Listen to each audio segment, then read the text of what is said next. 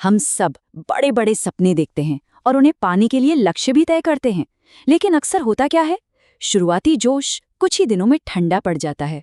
तो आज हम उस अनुशासन के रहस्य को समझेंगे जो सिर्फ शुरुआत नहीं बल्कि मंजिल तक साथ निभाता है। ये बात सुनने में जितनी सीधी लगती है, असल में उतनी ही गहरी है। देखिए, सफलता का मतलब कोई एक बड़ा कारनामा नहीं है, बल्कि हर दिन उस रास्ते पर टिके रहने का एक छोटा सा फैसला है। असली परीक्षा काबिलियत की नहीं, बल्कि लगातार चलते रहने की है। ये कहानी हम सबकी है ना? कोई नया साल का रेजोल्यूशन हो या फिर कोई नया प्रोजेक्ट, शुरुआत तो एकदम जोरदार होती है, पर कुछ हफ्तों बाद ही वो आग ठंडी क्यों पड़ने लगती है? आखिर हमारे सबसे अच्छे इरादे भी रास्ते में दम क्यों तोड़ देते हैं? चलिए इसकी जड़ तक चलते हैं। इसका जवाब ना किसी जादुई तरकीब में नहीं, बल्कि हमारे देखने के तरीके में, हमारे नजरिए में छिपा है। सफर और संकल्प के बीच एक बहुत ही नाजुक रिश्ता होता है, और इसे समझने के लिए हमें सबसे पहले चुनौतियों को अपना दोस्त बनाना सीखना होगा। एक बात याद रखिए, अगर रास्ता आसान है तो शायद वो गलत मंजिल की ओर जा रहा है। मुश्किलें तो आएंगी ही, ये तो सफर का हिस्सा हैं। असली विजेता वो नहीं जो कभी गिरता नहीं, बल्कि वो है जो हर बार गिरकर एक नया सबक सीखता है और पहले से ज्यादा मजबूती से उठता है। हर ठोकर मंजिल के और करीब लाती है। तो नजरिए की बात तो हो गई, पर इसे अमल में कैसे लाएं, यहीं से हमारा पहला नियम शुरू होता है, जो किसी बड़े पहाड़ जैसे लक्ष्य को चढ़ने का सबसे आसान तरीका बताता है। सिर्फ 1% सुनने में लगता है कि अरे इससे क्या ही फर्क पड़ेगा, लेकिन ये चक्रवृद्धि ब्याज की तरह काम करता है। हर दिन की छोटी सी बेहतरी साल के अंत तक आपको 37 गुना बेहतर बना सकती है। ये कोई रातों रात होने वाला चमत्कार नहीं है, ये लगातार की गई छोटी छोटी कोशिशों का नतीजा है। सोचिए, पहाड़ की चोटी को देखकर घबराहट होना तो स्वाभाविक है, इसलिए समझदारी इसी में है कि चोटी को भूलकर सिर्फ अपने अगले कदम पर ध्यान दिया जाए।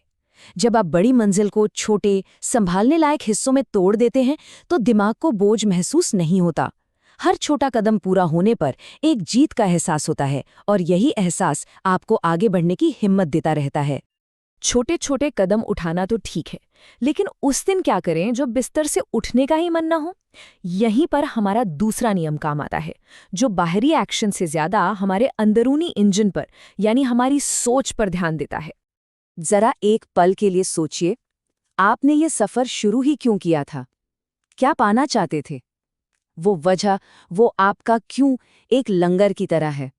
जब शक, निराशा और थकान की लहरें आपको डुबाने की कोशिश करें, तो यही क्यों आपको डूबने से बचाता है। इसे कहीं लिख कर रख लीजिए और मुश्किल समय में इसे बार बार पढ़िए। हम सब एक बहुत बड़ी गलती करते हैं, अपनी रेस को दूसरों की घड़ी से नापते हैं। सोशल मीडिया पर किसी की सफलता देखकर हमें लगता है कि हम पीछे रह गए। ये सबसे बड़ा धोखा है। असली मुकाबला किसी और से नहीं, बल्कि उस इंसान से है जो आप कल थे। बस ये देखिए कि क्या आज कल से कुछ बेहतर है। अगर हाँ, तो आप जीत रहे हैं। एक समय ऐसा जरूर आएगा जब शरीर और दिमाग दोनों जवाब दे देंगे। उस पल में कोई मोटिवेशनल वीडियो काम नहीं आएगा। तब सिर्फ एक आवाज आपको आगे बढ़ाएगी, और वो है आपके अंदर की आवाज जो कहती है, मुझे खुद पर भरोसा है, मैं एक कदम और चल सकता हूं। ये भरोसा कोई एहसास नहीं, बल्कि एक फैसला है। तो हमारे पास एक साफ रास्ता है और एक मजबूत क्यों भी। पर इन दोनों को जोड़ने वाला पुल क्या है? वो है हमारा तीसरा और सबसे शक्तिशाली नियम, अनुशासन। यही वो इंजन है जो हमारी गाड़ी को हर हाल में मंजिल तक खींच कर ले जाता है। इस फर्क को समझना बहुत बहुत जरूरी है। मोटिवेशन एक चिंगारी की तरह है, चमकदार, गरम, लेकिन पल भर में बुझ जाने वाली।